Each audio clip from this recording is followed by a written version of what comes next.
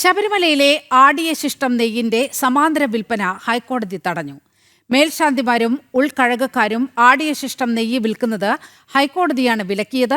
മേൽശാന്തിമാരുടെ മുറികളിൽ സൂക്ഷിച്ച നെയ്യ് ഉടൻ കൈമാറണമെന്നും നിർദ്ദേശമുണ്ട്. വിവരങ്ങളുമായി കൊച്ചിയിൽ നിന്ന് രേഷ്മ ബാബു ചേരുകയാണ്. രേഷ്മ, ഈ ആടിയ ശിഷ്ടം നെയ്യിന്റെ കാര്യത്തിൽ എന്തുകൊണ്ടാണ് ഹൈക്കോടതിയിൽ നിന്ന് ഇത്തരത്തിൽ ഒരു ഇടപെടൽ ഉണ്ടായിരിക്കുന്നത്?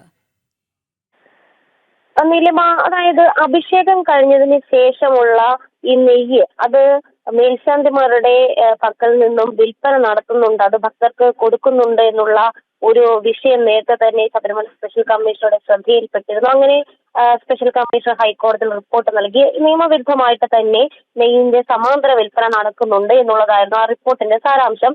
ഇക്കാര്യത്തിലാണ് ഹൈക്കോടതിയുടെ ഭാഗത്തു നിന്നും കർശനമായിട്ടുള്ള ഇടപെടൽ ഉണ്ടായിരിക്കുന്നത്. അതായത് ഈ മേൽശാന്തിമാരും ഉൾക്കഴകക്കാരും ആടിശിഷ്ടം നെയ്യ് വിൽക്കുന്നത് ഹൈക്കോടതി വിലക്കിക്കൊണ്ട് ഇടക്കാല ഉത്തരവ് പുറപ്പെടുവിച്ചിരിക്കുകയാണ്. മേൽശാന്തിമാരുടെ മുറികളിൽ സൂക്ഷിച്ച നെയ്യ് അത് ഉടൻ കൈമാറുക തന്നെ വേണം. അത് മാത്രമല്ല, ഈ മറ്റൊരു സുപ്രധാനമായിട്ടുള്ള ഒരു നിർദ്ദേശം കൂടി ഹൈക്കോടതി നൽകിയിട്ടുണ്ട്. അതായത് പൂജയ്ക്കുള്ള തേൻ FSSAIയുടെ ലേബലോട് കൂടിയ കണ്ടെയ്നറിലായിരിക്കണം ചെയ്യേണ്ടത്. കാരണം നേരത്തെ തന്നെ ഹൈക്കോടതിയിൽ ഈ വിഷയം വന്നിരുന്നു. കഴിഞ്ഞ ദിവസമാണ് ഈ അശുദ്ധമായിട്ടുള്ള രീതിയിൽ ആസിഡ് കന്നാസിൽ തേൻ അഭിഷേകത്തിന് വേണ്ടിയിട്ട് കൊണ്ടുവന്നു എന്നുള്ളത്, ശബരിമലയിലേക്ക് കൊണ്ടുവന്നു എന്നുള്ള ഒരു പരാതിയും അതുമായി ബന്ധപ്പെട്ടുള്ള തെളിവുകളൊക്കെ തന്നെ ലഭിച്ചത്.